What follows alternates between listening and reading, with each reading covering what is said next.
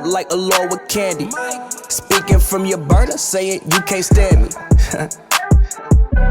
Fresh like I just got a contract. Fresh like I just got a max. Roll of this, we ballin' to the max. Fresh like I got a contract. Moving through the city, we be going. Roll of this, you pullin', now you know it. Homie Daniel, we got the homie Daniel rocking with us today. What's up, everybody? This is Hoops and Brews, episode number 195. We're here. Do a little Lakers talk, man. We ain't heard. The world has not seen this man on video. You like the Kim Jong-un? In about a year, dog. You like the Kim Jong-un of sports takes? Dude, it's been a depressing fucking year for like Lakers basketball, man. It has, but no, I mean, has it? Dude, we're about to win. Has it really? Ring number 17, and we're not playing this year. I don't see the season resuming. They're gonna play this year. Nah. Yeah. They gonna play this year. Donald Trump is gonna make sure he gonna wield them goddamn motherfuckers out there. They're gonna play this year. The first year the Lakers are looking like they're gonna make the playoffs. The world's about to end. Kobe dies, and this shit's just trash. Yeah, I agree. Not wavy at all. I mean, it was back at Staples for like a couple months though. Staples was exciting. Which it was the first time it's been rocking since I think 2013, 2012. It was only like half rocking for Kobe's last year because he played like almost every other night. Yeah, took most games off, and yeah. Yeah, it was. The team was terrible on top of that. Like it just wasn't the same energy. It wasn't. Staples was rocking. Like I think that for me with Lakers basketball this year, the thing that I enjoyed was like that it was something to do. Like you could hit people up who weren't even interested in basketball. Like let's go watch a Lakers game. And they would be like, okay, cool, like let's go watch the Lakers, and it was just like a thing to do again. Yeah. Which, for as long as I've lived in LA, Lakers games were never really a thing to do because they just weren't good. And they were Clipper things. You would go watch a Clipper game, and that's a shitty thing from like an LA fan to hear is people would rather go on a date or whatever to a Clipper game than a Laker game, and that was terrible to hear.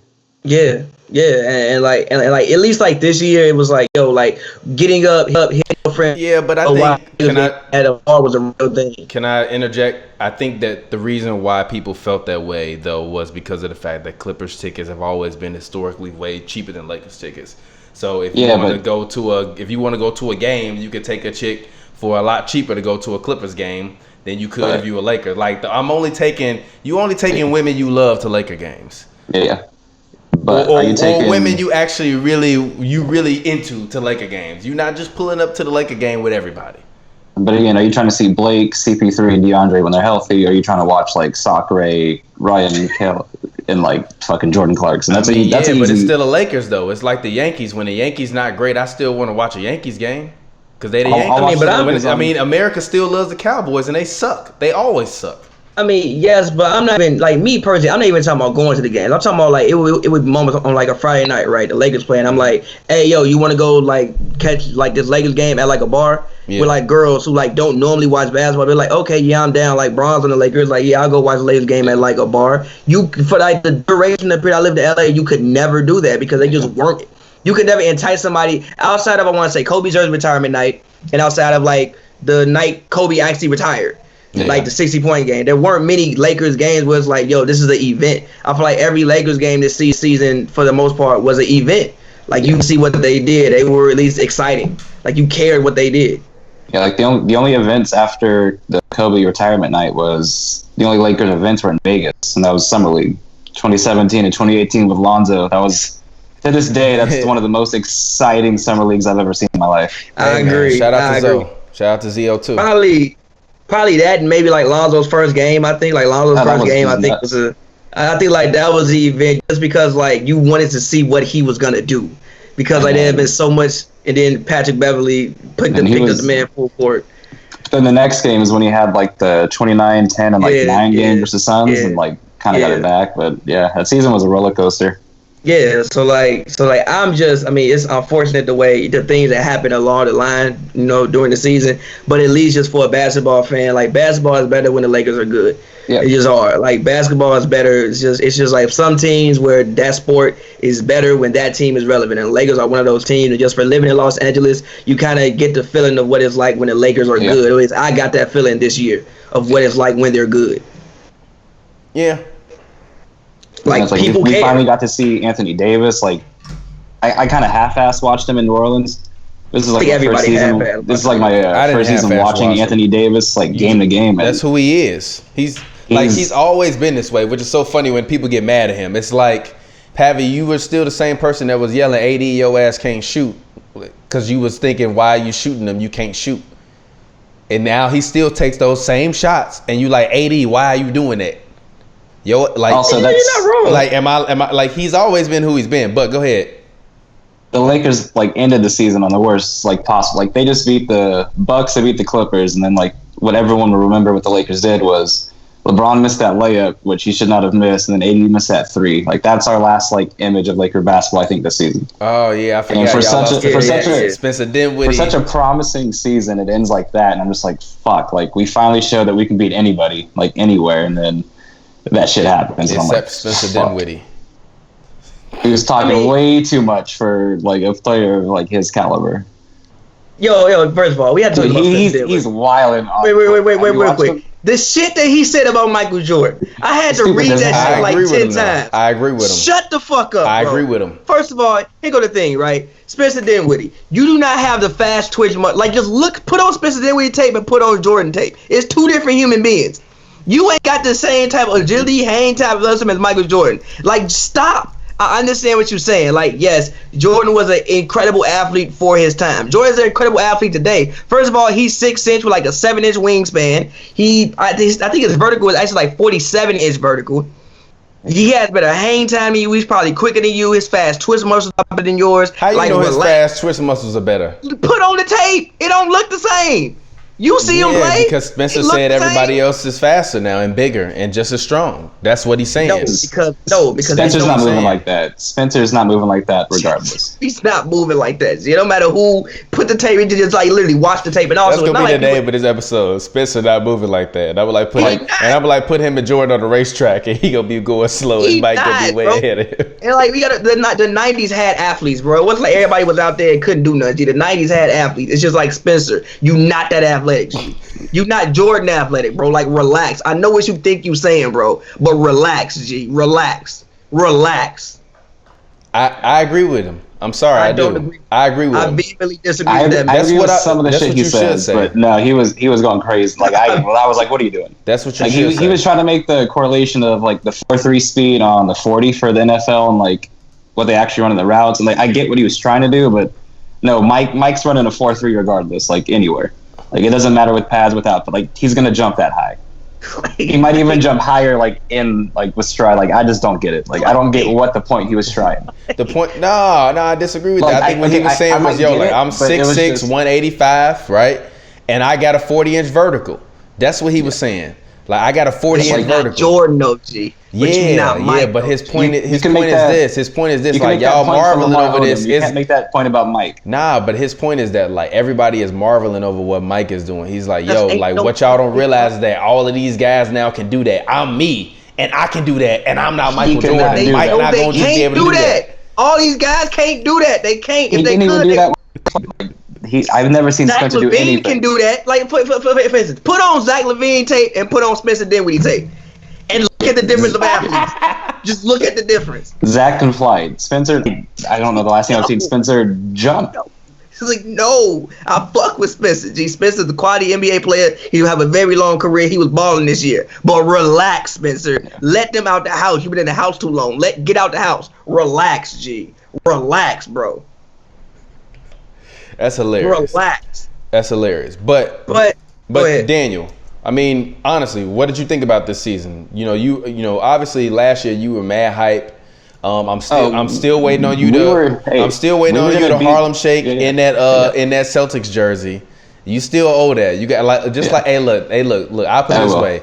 The people not letting me off of this bet that I had with Amp that I'm gonna have Kawhi cornrows. Yeah. But I said by the next finals. Yeah. When is the next finals? We don't know. So all I'm saying this is, year, but I don't think it's gonna happen. All I'm saying is we don't know when the next finals is. That was the bet. And Amp also was like, he don't care if I get a wig or whatever. And I also wanted to buy a Kawhi jersey, so I think it would be pretty funny to come on this podcast one day dressed as Kawhi. So I'm gonna pay my bet off. The streets need to see you Harlem Shake in a Celtics jersey. So my brother actually has the jersey. You know what I'm talking about, Pavy? Rondo jersey. You know what I'm talking about, Pavy? What? Me and Daniel had a basically like we were shit talking. Okay, he was but like, Harlem.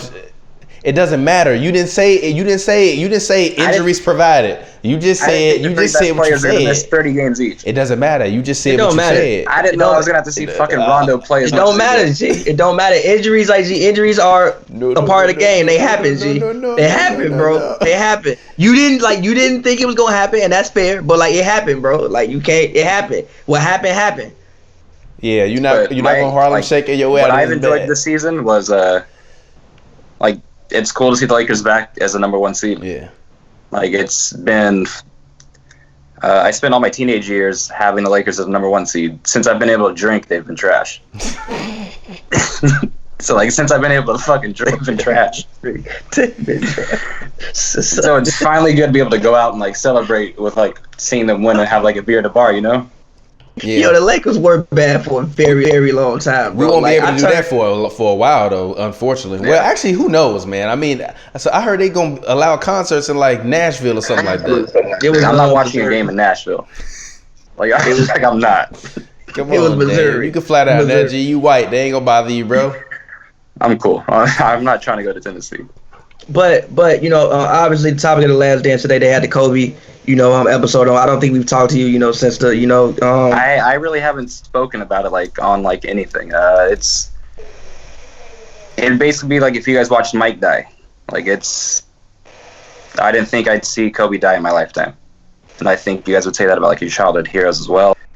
It's been nuts, and I didn't realize how crazy Kobe was until I've seen Mike in this documentary. And every time I see Mike talk, I'm like, that's Kobe, and it's crazy as hell to see.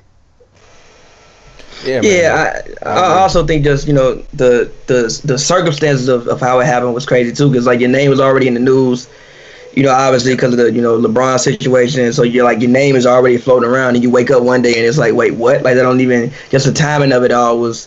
I thought it was like everyone thought it was a joke. I was like, I'm not believing this until I see like Powell or like Shaq say something. Yeah, literally. Yeah. My homegirl sent me that, and I was like, "Yo, what is this?" And I'm like, "Huh?" I was like, he just tweeted hours ago.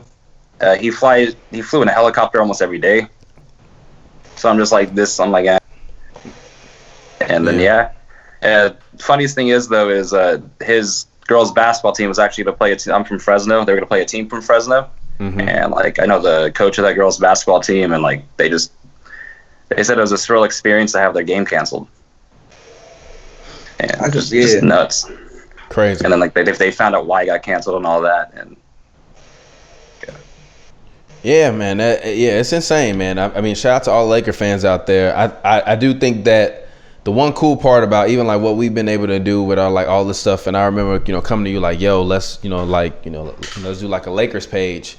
Is that really you are one of the dead ass? You were one of the voices of like Lakers Twitter, legit. Like you are. So even when that happened, just kind of I'm really even seeing the things that you were posting.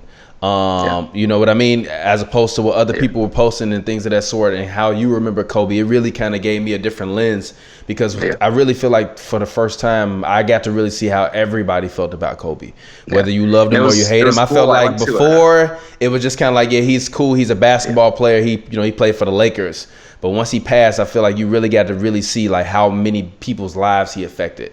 And I feel like the few people that said negative things about him, or the few people that said negative things about him, but I feel like the majority of people, it was overwhelmingly with joy and with love. So being able to see what you did on the page and on that King Watch LA page, you know, and even just kind of how you memorialize Kobe is beautiful. And I think that Lakers fans, you know, like they deserve a lot of kudos for just being great fans and really, really a loyal fan base. And also just a fan base that is just one that really they roll for Kobe. Because even I remember the first day we walked down there, you know, after Kobe passed, it was insane how much had already been out there. It was insane how many people were out there. We were all out there basically crying in tears, and it was you know, so yes, it's insane, man. R.I.P. Kobe and R.I.P. Gianna, R.I.P. all the other victims. It literally is one of them things where, you know, like obviously Kobe passed, but even just thinking about it from the perspective of how much of an actual literal American tragedy is. Like if 9 people died in a car accident, that's something that, you know, really, I mean, obviously if anybody passes, but seriously, if 9 people crash in a car wreck, that's pretty bad. You know, so so you can't imagine, you know, 9 people, especially including a prominent figure like Kobe, you know, crashing in a helicopter kind of on a random day. That's one of those days I'll never forget, man. So I just want to say, as someone who like follows basketball and really enjoys that page, thanks for like really like putting on for Lakers fans and stuff. You did a great job with that, and I think that, you know, kind of living that through, kind of seeing what you did on the page, just really made me like, you know, it helped me feel better. You know what I mean? So I feel like at the end of the day, like we all kind of do this stuff because even when we watch stuff that's similar to this, it makes us feel good. So, you know, I feel like you did that for me and probably for a lot of the people on Lakers Twitter. And I remember when we first had conversations about working and doing all this stuff and like working on a Twitter page, I was like, yo, you could be the voice of Lakers basketball. And I really feel like you one of those guys. Like when you tweet something and it's about the Lakers, all other Lakers people's tweeted. So, you know, shout out to you, man. Kudos to you and everything. There's a ton of like just smart like Laker fans like on Twitter. Ton of them. It's just one person asks a question and then like it pretty much dominates the timeline for like a while, because Lakers like the biggest brand in basketball. It spirals. Then one of you two says something about it, and then it just even reaches like a bigger audience, if that makes sense. Yeah. Especially if Pavy says something, because Jesus Christ, man, sometimes your takes go way left. I don't think they usually go way left. For the most part, I might like phrase it wrong when I like type it on. So I might phrase it wrong, but I don't think it like goes way left. But I feel like people hate my list and they hate his takes. Like it don't. I like my takes. They get mad at like 1 out of every 100. My list, they want to kill me. But with his takes, they not rocking with me. When he was speaking about Kobe's athleticism, there was one day when Kobe has no athleticism. He does. Like he's not Jordan. He went out there flying through the skies. Wait a minute. But that's what Spencer Dinwiddie is talking about.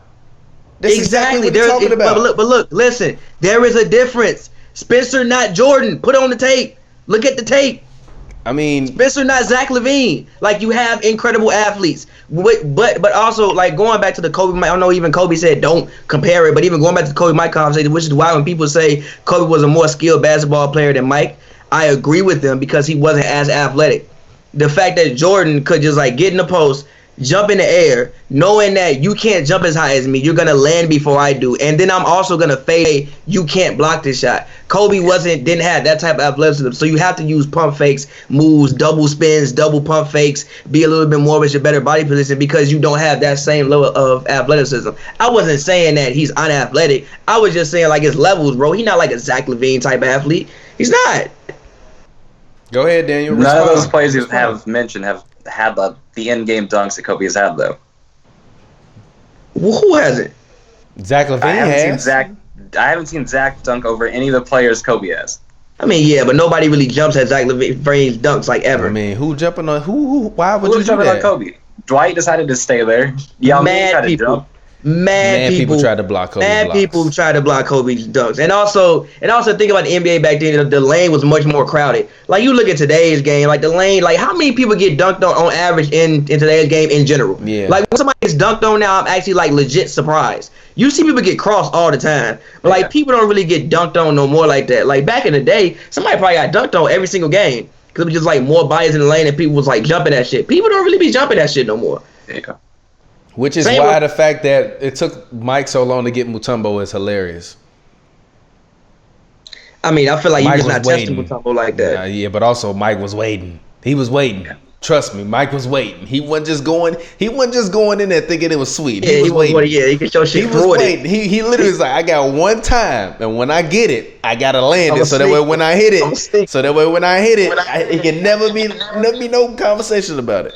But nah, I used to think about Kobe for me, even being somebody who moved out to LA, wasn't from LA, so it's like I don't get it the same way as other people do. Yeah. But when when you saw the way that LA people reacted to like Cole, like it's the love they got, for Cole is crazy. Like it's I mean the same way that Mike has love for like Chicago. You can't say shit about the same way Chicago has love for Mike. You can't say shit about Mike in Chicago. The way like people get emotional about it, people will fight you over it. It's the same way in LA. And me being for somebody who isn't from LA, moved out here with transplant. Just seeing that and being around and being more so out here when it happened. And even we go in the Staples Center. Every day, and so much. Man, everywhere. Staples Center, I didn't. Daniel, bro. After hold on one second, Pavy. I'm sorry. But Daniel, one day, G, you got to come down. You got to cover a Clippers game. I know you don't want to do it, but just so that way you can go in the media area. I'm not looking at Paul George. I'm not asking Paul George shit. That's a lie. Until you see him in person, and you be like, "Hey, PG, what's good, G? Let me get a pair of shoes." Fresno. He went to Fresno State, so like I still have somewhat like love for Paul George. Like he went to Fresno State, but nah. One day when we get 2 media passes, come down, cover a game, just so that way you can see all of the like shit in the tunnels and all of that stuff. Like it's Kobe's everywhere. Sorry, Pavy, but I just had to say that because I want to do that for real. Let's do that. Well, hopefully we can do that one day. Obviously, because of everything that's going on, but yeah, now like even just being down there and just seeing, I think after I want to say maybe the 4th day, I kind of got annoyed because I felt like it became more about just making money off of tragedy than it was like just showing love. But still, just to even see, lines and merchandise for blocks, and it didn't end. Like it even when the season stopped, they were still selling Kobe stuff. It's not like this lasted for 1 month. This was still going on. Like if the season would have been going on, right now they probably still be selling Kobe stuff. So just seeing just the impact that it had on just the real fabric of LA and the real community, of LA, I think was the craziest thing for me. Like even I remember going to Lakers games after Kobe died, and like Kobe chants would just break out in the crowd for no reason. Like nothing Kobe ain't do, but Kobe chants would just break out. Somebody's like Kobe not even there. Kobe. So just seeing just the love and just like I guess I got a better picture of like LA and like seeing the real fabric of like LA through that tragedy, which I mean sucks if you had to see it like that, but yeah. Yeah, it's like when you think of Lakers basketball, Magic at the Forum, Staples is Kobe. Yeah. Shaq won the first 3, but Kobe's been there since it's been a thing. And so like it kind of went on for a little bit, and like they made money off of it, but like there's so many Laker fans that just had to get out there, and so like I don't mind them keeping it open. Just like yes, they'll make money, but there were so many Laker fans that I don't even think. Probably half of them got the chance to go out to Staples. Instead, like I couldn't get out there, so I went to a Kings game in Sacramento when they played. This was the second game after he passed, and they did like Sacramento had like this huge memorial thing for you to sign. They did like a 10-minute video of him during halftime, just like for King fans to just vent, and it was crazy seeing King fans cry because Kobe passed, and so like. He wasn't just LA either. He was like California. Like they love to hate him, and that was like his infamous commercial after he retired was when he did like that. That was me, literally. Yeah. Like Kobe was my first Bron. Like Kobe was the guy. Like I mean, you know what I mean. Like everybody know how much I love to root against Bron. I have nothing personal against Bron. I don't have it. Like literally, I follow Bron on Instagram. I like every Bron picture. I have nothing personally against Bron. Bron is one of the greatest human beings ever to me. Period. Yeah. I don't give a fuck what nobody say. But when it comes to basketball, I don't like that man. And I want to see that man lose. And it's the same way with Kobe. When Kobe won that Oscar, I was proud as hell. That fucking animation movie was amazing. Absolutely amazing from top to bottom. It encapsulated an entire career. It also, if you a kid, like, I'm going to show that shit to my kid one day.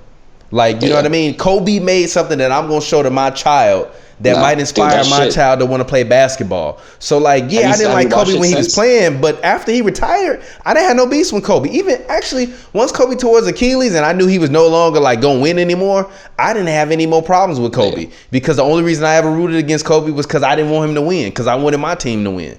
You know what I mean? So have you watched your basketball since? Yeah, I have. I watched it at least like 5-6 times. It's a beautiful movie. I bought like a bitch. Yeah, I watched all the behind the scenes. It's like, it's amazing how I've like actually never seen Dear Basketball. There's like you've never watched Dear Basketball? Never watched Dear Basketball. Wow. Get off of this thing and go. I mean, after we finish and I'm gonna keep it to you, so I'm probably not gonna go watch it right now. Why? It's 5 minutes long. I'll watch it. It's like 5 minutes long. I'm definitely about to continue playing 2K after I get off. It's like 5 minutes long, G. I believe you. But hold on. How can you be a person that has criticism about a Jordan documentary, but you can't watch a 5-minute Kobe Bryant Oscar-winning animation? I've seen I think I've seen like some of it. Like I've seen. That's not seeing all of it. 2 minutes of it. I ain't seen all of it though. Or like if I did, I've seen it like one time or whatever. But for me, as far as when Kobe was playing, I can't say I was the biggest Kobe Bryant fan as when he was on playing, but that's mostly because like I lived in Chicago. So like the thing that I'm seeing is like East Coast games or like Chicago games. Like I'm not even staying up late enough to usually even see Kobe play unless it's on Sundays. So as far as like Kobe as a basketball player, like I don't think I had like I wasn't a huge Kobe fan. But for me, when I moved out to LA, the thing that got me about Kobe, which is what he lent into the game. You know, like even the Muse doc. I thought the Muse doc was an incredible documentary. Like the way it was done, I thought it was a beautiful documentary. It was great. Detail. Me being somebody who loves detail, like a basketball fan, I thought Detail was amazing. You know, all of his interviews. Like, for me, the fact that he died so shortly after he's done playing, because I feel like we just remember him as a basketball player, and I personally think that what he was gonna do in his second life was gonna be so much greater than what he did as a basketball player. And that's the part that sucks for me. Like I enjoyed Kobe, the non-basketball player, way 10 million times more than I ever enjoyed Kobe, the basketball player. So go watch his damn animation movie. Like every Kobe interview, I wanted to hear it. Go watch his damn animation movie. You're disrespecting him by never have seen it. I'm sorry. You can't claim you a Kobe fan or you give a fuck about basketball and you ain't watched that movie. Every Kobe interview, for one, like I just wanted to hear what he was gonna say, and I just wanted to hear him like. And the way he broke down basketball to me was like really, really dope. Like his detail we did on Kyrie, like, oh, Kyrie should have done this, Kyrie should have done that. Like that was the dopest shit to me. The way that he, I think, lended his voice to the new generation. And like they needed to, you know, call him and get answers on like a play. He was more than down to like give you answers. The same way that Jordan did for him. We saw in the doc when, you know, they linked over and Jordan, you know, kind of was like one of his forefathers and told him like, yo, so this is what I do on my fadeaway. And seeing that like all the newer guys, it seemed like look at that. Look at that. Look at that. Look at that. What? Some documentary praise. Look at that. Yeah, but we knew that story. Yeah, but we knew that story mad. Yeah, like yes, but we knew that story mad times before. Oh, did we? Did we? I didn't know that story. I didn't know that story. Oh, I didn't know that story. No, I learned that from the documentary. I didn't. It's not unfortunate. It's not unfortunate. It's not unfortunate. Millions of times before. It doesn't matter how many. It doesn't matter. It doesn't matter. And also, we can get into this documentary. First of all, I praised the documentary. I said I like the soundtrack. I've said that I like all the old footage. It was dope. What more do you want to say? But it's just certain things about this shit I don't like. I think the storyline could have been better. I think they could have written and the interviews and shit fucking better. I didn't say it's a terrible documentary. I just think it could be better. I said it's a 7 out of 10. It's a 70%. It passes. But again, like I said, I think that what he lent to basketball was super, super dope. And I'll check out Dear Basketball. I think I honestly think I might have seen it one time, but I don't remember it. But I'll check it out again. But there's no way you haven't watched it. I think I might have seen it at a game. I think I might have seen it when they played it at like a game or something. Did you watch the memorial? The celebration of life? Not the whole thing, but like I watched Jordan talk. I watched Jordan talk like a couple other parts. I don't really like shit like that. Like say I don't like that's not how I grieve. I don't want to be like, oh, let me go make myself sad. I don't like shit like that. But I did watch Jordan's whole speech and I watched certain parts of it. But I didn't watch the whole thing, you know. But I'm sure I've seen it before. I just don't remember seeing it. But point being, what he lent to the game of basketball, just lent it to life. And even with the Mamba mentality, how you can take that not just as a basketball player, but you can take that to your everyday life. It's just about, if you work hard at something, believing that you can achieve whatever as long as you put in the work and work hard at it. I think that was the best part, about Kobe. And again, like I said, it's sad that he really only got to do that for 4 years. So when you talk about Kobe, a lot of what you're talking about is him as a basketball player, and I just personally think that he was so much bigger than just a game of basketball. That's just my opinion. Yeah. Hey, I'm about to head out, guys. All right, Daniel, man. We appreciate it, bro. Shout out to you, man. We definitely will do this again when my phone's charged and I don't have work in the morning. All right, man. We got you, bro. Have a good night. You too, guys. All right. Pavy, so before we get ready to get out of here, because I was going to talk to Daniel about this, but Dan, you can feel future Lakers basketball. Obviously, I don't really feel like we've had that much time to talk about the Lakers on the show.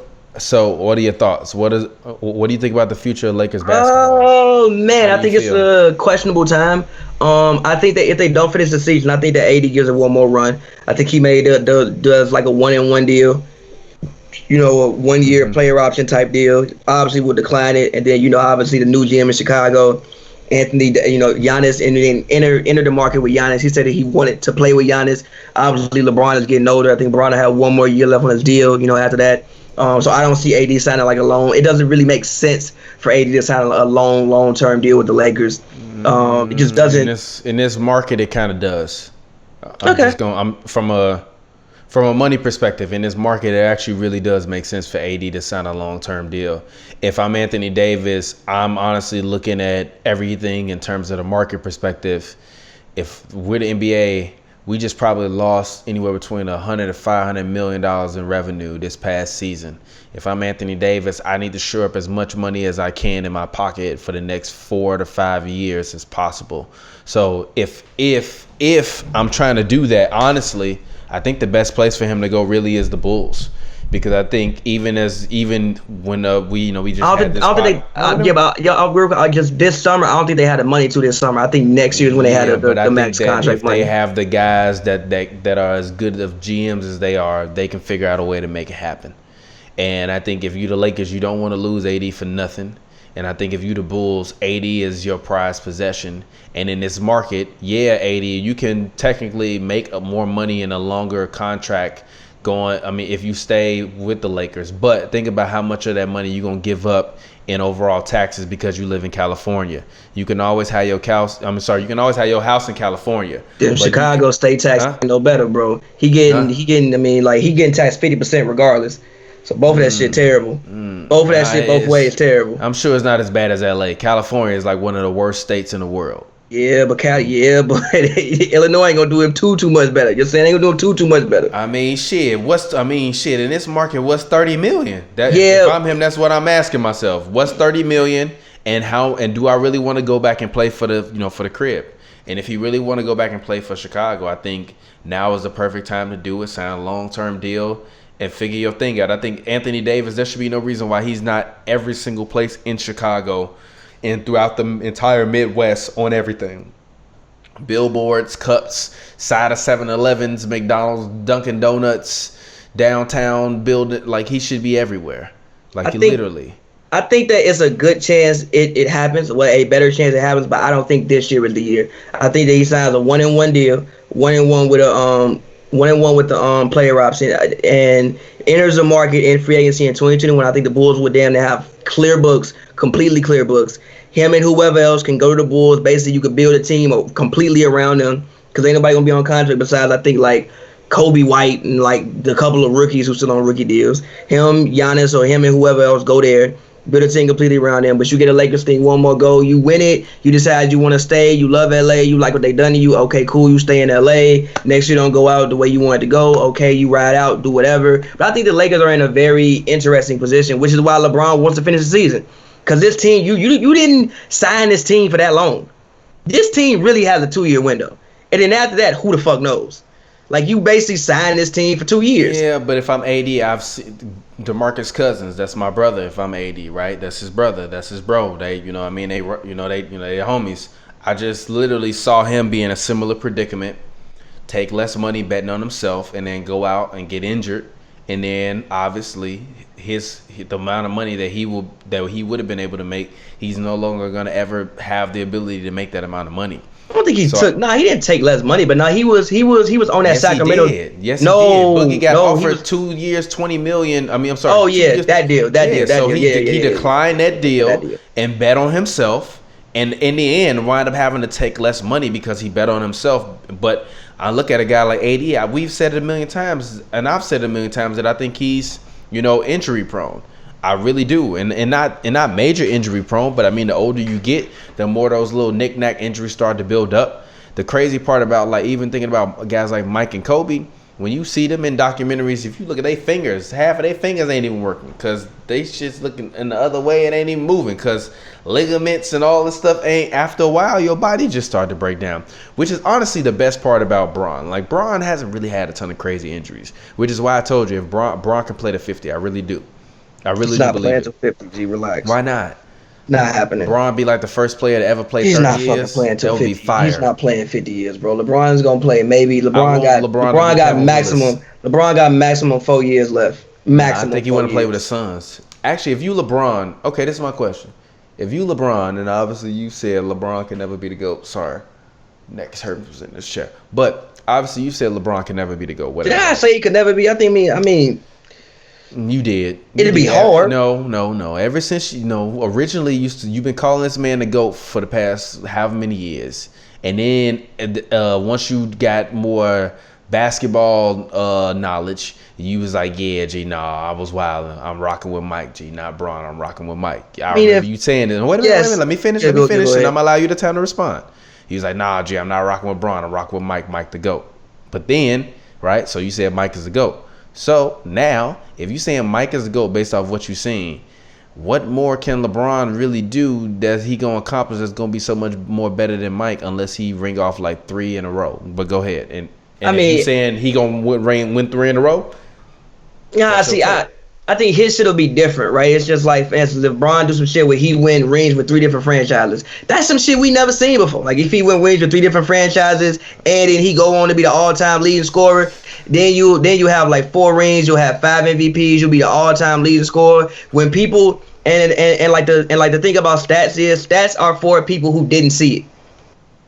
So stats are for people 40 years later, or who a kid right now who's 6 years old who don't really remember, who's gonna grow up, and if Bron could add on like another ring, lead the league in scoring, be top 10 in all the major statistical categories in 20, 30 years, to somebody who didn't sit there and watch that shit, he gonna have a real claim.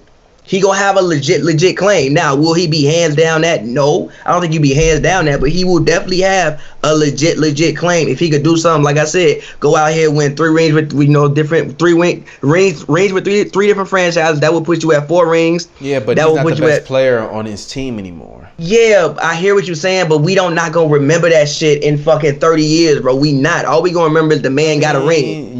You remember that Magic was the best player on that team and not a King? Yeah, but I still got Kareem as my second all time because he got fucking 5 rings, 6 MVPs. He the all-time leading scorer, and he got however many first-team All-NBAs, however many All-Star appearances. I still think he's the second best player ever. And if somebody older than me told me he was the GOAT, I'm not gonna argue with you.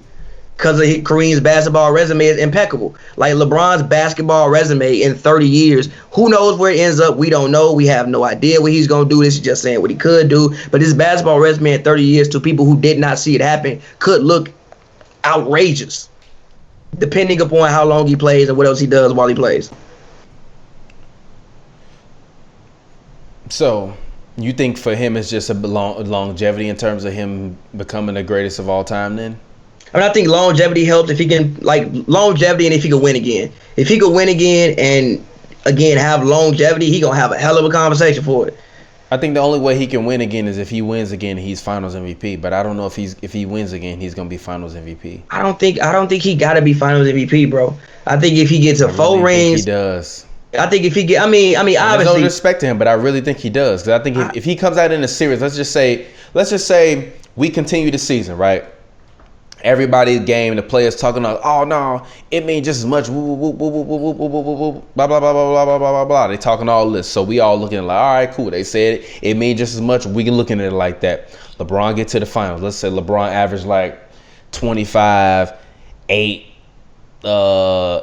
rebounds and like 9 assists and like and he shoot like 48% from the field and like 32% from the 3-point line.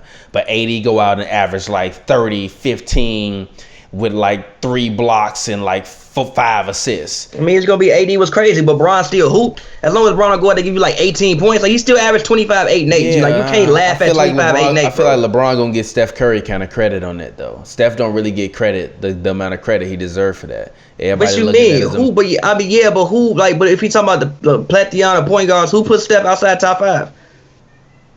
I mean, I guess I understand. And that. also Steph's career, like he got to keep going, bro. He only been doing it for a decade for real. Like I don't know what Steph gonna end up when it's like all said and done. We don't fucking know. Same with KD. We don't know. They ain't been doing it that long. Speaking of the Jordan documentary, What's Michael up? Jordan said that he believes that Isaiah Thomas is the second greatest point guard of all time. What do you think? Jordan doesn't think Steph. He doesn't think Steph is the second best point guard of all time. I mean, he played against Isaiah, and even like you saw. Well, I actually saw this thing. You know, Isaiah, I think, is the only player who has a winning record against Michael Jordan. Like he's beat him way more than Jordan has beat him. I think it's like 35-17. Don't quote me on that, but it's a video on YouTube, I think. And it's a facts you didn't know about Michael Jordan. There are like I think a whole bunch of players who never had a winning record against him, and Isaiah Thomas has the best win percentage out of anybody on Michael Jordan, and that's who he played against. So that's what I would expect him to say. Like that's his era, and that's who he played against. Like that's the guy on that team. Well, I don't want to say he's the guy. I think it was a total team effort, but that's the guy on the team who stopped him from reaching the destination that he wanted earlier. So I would expect him to say that. Do I necessarily agree? I don't necessarily agree. But like, I would expect him to say that. So can we, in a non-slanderous way, talk about this Jordan documentary episode, the Kobe documentary? Yeah, what's up? The Kobe part. What were your actual thoughts on the Jordan documentary in terms of actually, because you say you love the behind-the-scenes footage. What did you think about the behind-the-scenes footage from The Last Dance in these 2 episodes? I think I'm not talking about the interviews. I'm not talking about the storyline. I'm talking about the behind-the-scenes footage. I think my favorite 2 clips were in this doc. Was when Randy Brown asked for a ticket and he said, "Who?" You said, "God." You just got one from him. I think that was hilarious. And I think when Mike was talking about Kobe in the locker room, I think that was hilarious too. He was like, "If you want this ball, you better rebound, brother." Like I thought that was dope. Like I thought all the behind-the-scenes footage. He ain't say brother. He said rebound, motherfucker. Nah, he said brother. He said brother. Yeah. He definitely because MJ was definitely throwing around them fucks. He said, I respect Mike though. That and when I've got to go back. I'm gonna rewatch that because I definitely watched it and fell asleep because I was drunk from the first HoopsNBrews that we did today. That and when Patrick Ewing came in the locker room and he was like, "I had to go all the way back to '84 to bust y'all last night." When he had like the old Jordan, the Pat was like, "Don't start this shit, man. Don't start this shit." But I thought like that was like the behind the scenes footage and stuff was dope. I think again that's my favorite. That and the soundtrack of my favorite parts of the doc. Just seeing footage that you would have never seen and just seeing also Mike interact with people. Yeah. As a player, and then also me being close to that age, and it's like Mike always seemed like, you know, adult, but it's like you really gotta think about it. He really only 34 years old. Like that's not like it ain't like you was. You know what I'm saying? At that point in time, yeah, he was still. But a lot of stuff we seen, he was basically like a young 20-year-old to a mid guy in his 30s, and then now we just seeing that he older. But like all that old stuff was when he was kind of really like more so a kid or a young man, if that makes sense. So yeah, go ahead. So you having to deal with all that, like, you know, just in being the most popular athlete in the world, you not being able to really do anything. Everybody is on you, and then you still have to show up to the arena and perform because everybody paid tickets to see you play. So it ain't like you can come up here and stink it up. You still got to perform. So I think that was, you know, dope to me. And again, some of my favorite clips in the documentary as far as the behind the scene footage were in this part of the doc. Yeah, I agree. I think the interesting part is that episode 9 was just completed this week, as the director said, and episode 10 has not been finished yet. So I think, you know, seeing pieces of it and elements of it, seeing pieces and elements of it, kind of throughout, you know, kind of these past couple weeks or whatever has been interesting. But I think finally seeing the finish line will be very, very interesting because obviously critics such as yourself are out there on the internet. So if I'm the director of this documentary, I'm looking to see what everybody's saying, what their critiques are. and we adjusting edits and trying to make things fit basketball nerds like you that wanna have your cake, but also people like my cousin who's a female who's a woman who literally was just like, yo, like this makes me feel like I'm back in Chicago during the 90s. Like all I want to do is go and watch old Bulls games. So I just think that it's a fine line, delicate balance. But I actually really did enjoy being able to see all of this stuff. And even though people like John W. and shout out to John W. Davis, said that kind of looking at the old footage was kind of making him go crazy. It doesn't. I think as the time progresses on through the documentary, the footage gets better. But the footage gets better because of the fact that the technology was getting better. As like literally, Mike started. And no, wait a minute. Mike started in like '83. So by the time he literally finished, it was 20 years later.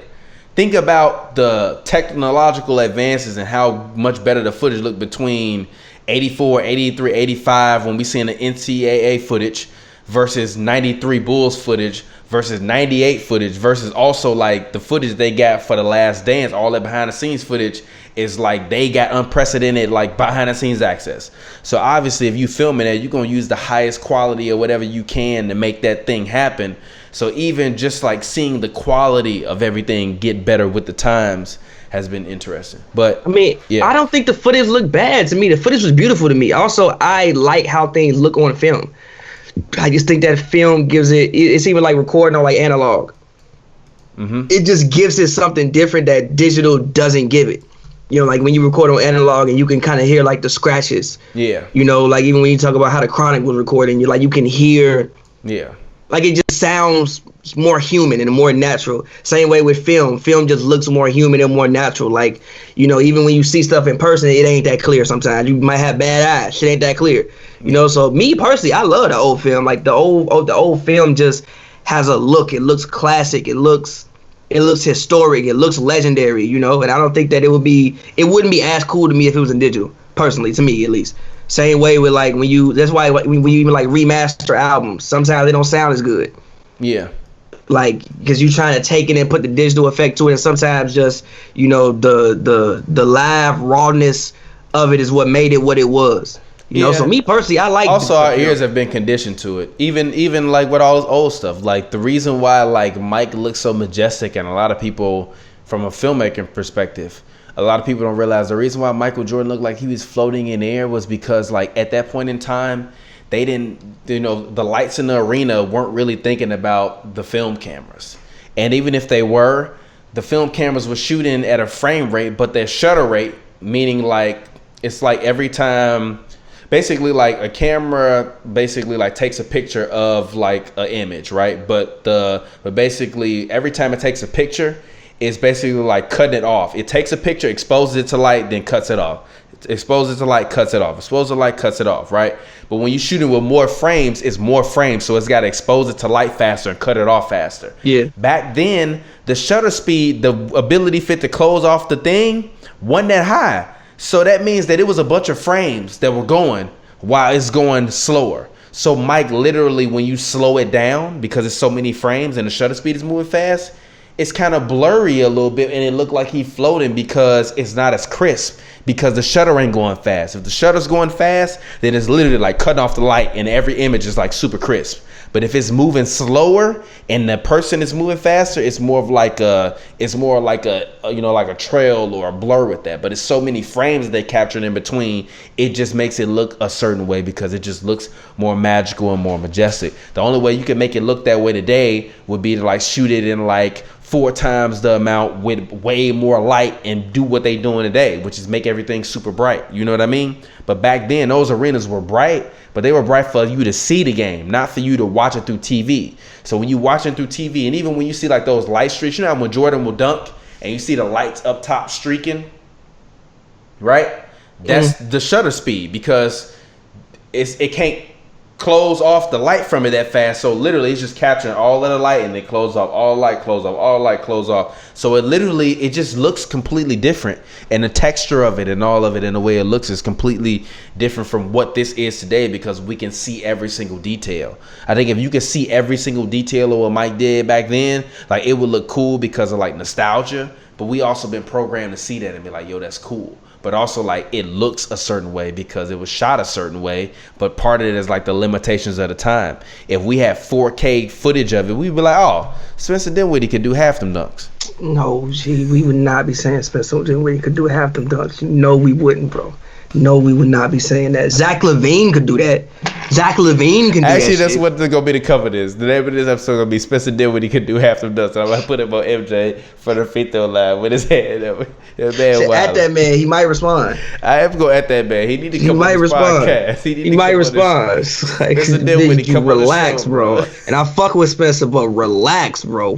I saw that, and I read that shit like 4 times. I'm like, yo, did he just say what I think he just said? Yeah, he did. Relax, bro.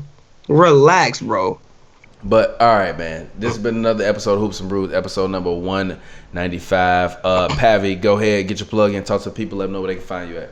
As always, man, on Twitter at Pavy World, that's Pavy World, all one word. You can find me there. New music coming soon. Make sure y'all go check that out. That Heater out right now. Rolodex. Yes, exactly. Go get that song. That Heater is out right now. Make sure you check out the last episode we also did this weekend as well with the homie Sean Keith. That episode was hilarious. If you want to see me crying and James Harden, it was Steve Francis was the first James Harden. Gee, the funniest part was he was like, I didn't realize what I say, so I should have wrote it down first. It don't matter how you write that down. Gee, that's not what you should have said, G. I don't even know how you even came to that conclusion besides they both play for the Rockets. Like, how you even come to that conclusion, G? Because he said they both play ISO ball. That you pick somebody else, G. You could pick so many other guards who ISO on people, G. That's hilarious, man. But anyways, man, it's been your boy TPJ. As always, Pavy, we'll get up with you on Wednesday. We got the homie Joshua Knappenberger from the East Coast, Philadelphia 76ers fan. He's going to come through, talk some basketball with us. And until then, we will get up with you all next time. It's been your boy TPJ. Pavy, we'll see you all later on this week. Until then, yeah.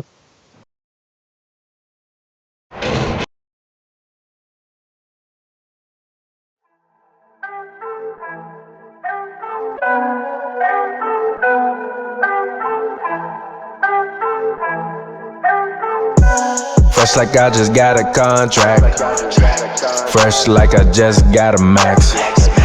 Roller desk, we ballin' to the max. Fresh like I got a contract.